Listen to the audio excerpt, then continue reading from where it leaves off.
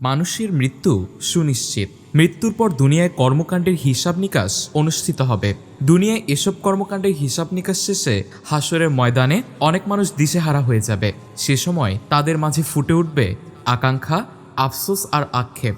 কোরআনুল কারিমের বিভিন্ন সূরায় এসব আক্ষেপ, আকাঙ্ক্ষা ও আফসোসের কথা সুস্পষ্টভাবে তুলে ধরেছেন। মৃত্যুর পর মানুষের সেসব আফসোসগুলো কি? হায়, আমি যদি মাটি হয়ে যেতাম। মৃত্যুর পর নিজেদের কৃতকর্ম দেখে অবাধ্যকারীরা ভয় পেয়ে যাবে আর মৃত্যু যন্ত্রণা ও আযাব থেকে বাঁচতে আকাঙ্ক্ষা করবে। এই দিবস সত্য, অতঃপর যার ইচ্ছা সে তার পালনকর্তার কাছে ঠিকানা তৈরি করুক। আমি তোমাদেরকে আসন্ন শাস্তি সম্পর্কে সতর্ক করলাম, যেদিন মানুষ প্রত্যক্ষ করবে যা সে সামনে পাঠিয়েছে। আর কাফেররা বলবে, হায় আফসোস, আমি যদি মাটি হয়ে যেতাম। সূরা নাবা আয়াত ৩৯-৪০। হায়, যদি পরকালের জন্য কিছু করতাম দুনিয়াতে।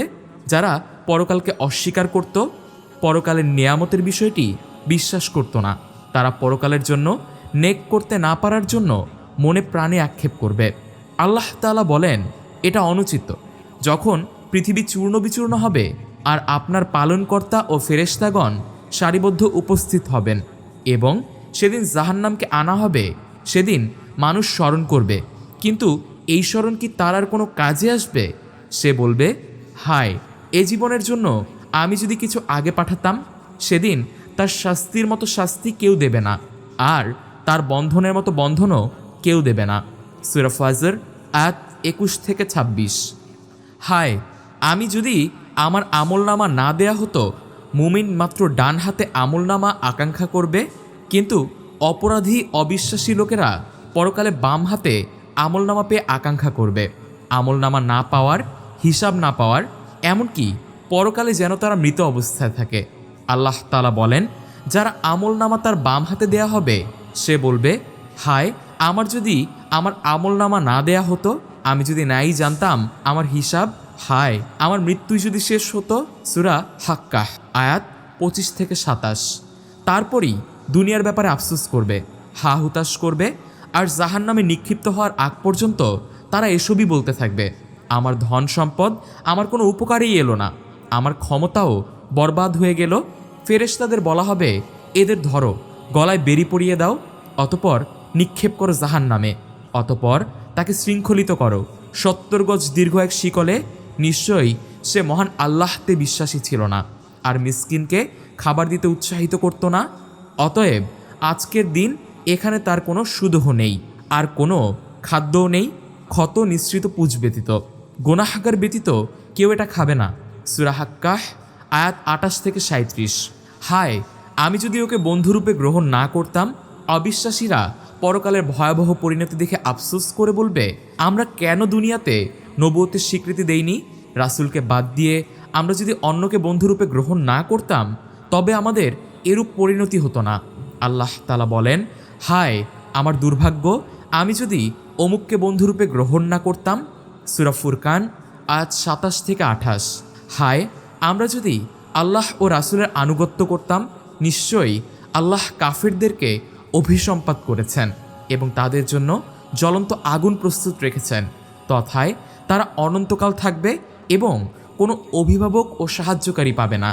যেদিন আগুনে তাদের মুখমণ্ডল ওলটপালট করা হবে, সেদিন তারা বলবে, হায়, আমরা যদি আল্লাহর আনুগত্য করতাম ও রাসূলের আনুগত্য করতাম। সূরা আসহাব আয়াত ৬৪-৬৬। সেদিন এসব অবিশ্বাসীরা আল্লাহর কাছে তাদের নেতা তথা পথভ্রষ্টকারীদের ব্যাপারে অভিযোগ করবে আর তাদের দ্বিগুণ শাস্তির আবেদন করবে। আল্লাহ তাআলা বলেন, তারা আরও বলবে, হে আমাদের পালনকর্তা, আমরা আমাদের নেতা ও বড়দের কথা মেনেছিলাম, অতঃপর তারা আমাদের পথভ্রষ্ট করেছিল। হে আমাদের পালনকর্তা, আপনি তাদের দ্বিগুণ শাস্তি দিন এবং তাদের মহা অভিসম্পাত করুন। সূরা আহজাব আয়াত ৬৭-৬৮। হায়, আমি যদি রাসূলের পথ অবলম্বন করতাম। অবিশ্বাসীরা বিশ্বনবীর অনুসরণ না করে তাদের নেতাদের অনুসরণ করার কারণে পরকালে আফসোস করবে আর বলবে, আমরা দুনিয়াতে কেন বিশ্বনবীকে অনুসরণ করিনি।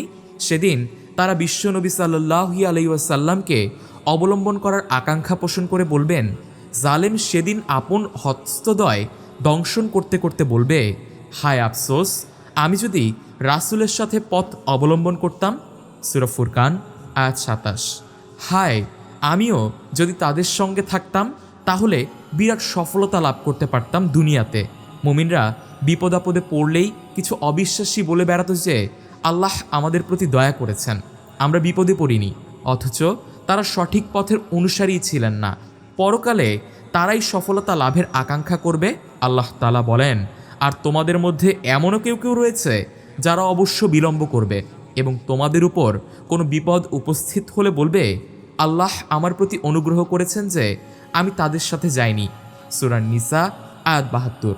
আর যখনই সঠিক পথের অনুসারীরা নিয়ামত লাভ করত, তখন অবিশ্বাসীরা এমন ভাব দেখাতো যে তাদের সঙ্গে সঠিক পথের অনুসারীদের কোনো বিরোধিতাই ছিল না। তারাই পরকালের ভয়াবহ সময়ে আল্লাহর কাছে সফলতা লাভের আকাঙ্ক্ষা করবে। আল্লাহ বললেন, পক্ষান্তরে তোমাদের প্রতি আল্লাহর পক্ষ থেকে কোনো অনুগ্রহ এলে তারা এমনভাবে বলতে শুরু করবে যেন তোমাদের মধ্যে এবং তাদের মধ্যে মিত্রতাই ছিল না। তারা সেখানে বারবার এ আকাঙ্ক্ষা করে বলতে থাকবে, হায়, আমি যদি তাদের সঙ্গে থাকতাম তাহলে আমিও যে সফলতা লাভ করতাম। সূরা নিসা আয়াত ৭৩। হায়, আমি যদি আমার রবের সঙ্গে কাউকে শরিক না করতাম। যারা দুনিয়াতে আল্লাহর সঙ্গে অন্যকে শরিক করত, তারা পরকালেও দুনিয়ায় শিরক করার বিষয়টি স্মরণ করতে থাকবে। সে বলতে লাগলো, হায়, আমি যদি কাউকে আমার পালনকর্তার সাথে শরিক না করতাম। সূরা কাহফ আয়াত ৪২। হায়, দুনিয়ায় যাওয়ার জন্য যদি কোনো সুযোগ হতো। পরকালের ভয়াবহ বিপদ আপদ দেখে অবিশ্বাসীরা বারবার তাদেরকে দুনিয়ায় পাঠানোর আবেদন করবে, যাতে তারা দুনিয়াতে এসে ভালো কাজ করে পরকালের সফলতা লাভ করতে পারে। সে কথা তুলে ধরে আল্লাহ তাআলা বলেন, আর আপনি যদি দেখেন যখন তাদের জাহান্নামের উপর দাঁড় করানো হবে, তারা বলবে, কতই না ভালো হতো যদি আমাদের পুনরায় দুনিয়ায় পাঠানো হতো, তাহলে আমরা স্বীয় পালনকর্তার নির্দেশসমূহে মিথ্যারোপ করতাম না এবং আমরা বিশ্বাসীদের অন্তর্ভুক্ত হয়ে যেতাম। সূরা আনআম আয়াত ২৭। মৃত্যু পরবর্তী জীবনে মানুষ দুনিয়ার হিসাব নিকাশ দেবে আর এভাবে আফসোস করতে থাকবে। সেখানে নিজ নিজ কৃতকর্মের ব্যাপারে আল্লাহ ছাড়া আর কোনো সাহায্যকারী থাকবে না। অপরাধীরা সেখানে এই ৯টি আক্ষেপ, অনুশোচনা ও আকাঙ্ক্ষা করবে, কিন্তু সেদিন তাদের এসব আকাঙ্ক্ষা কোনো কাজেই আসবে না। আল্লাহ তাআলা বিশ্ব মানবতার জন্য এই আক্ষেপ, অনুশোচনা ও আকাঙ্ক্ষার বিষয়গুলো কুরআনে তুলে ধরেছেন, যাতে মানুষ মৃত্যুর আগেই নিজেদের সঠিকভাবে পরিচালিত করতে পারে, হেদায়েতের আলো পেয়ে সঠিক জীবন গঠন করতে পারে।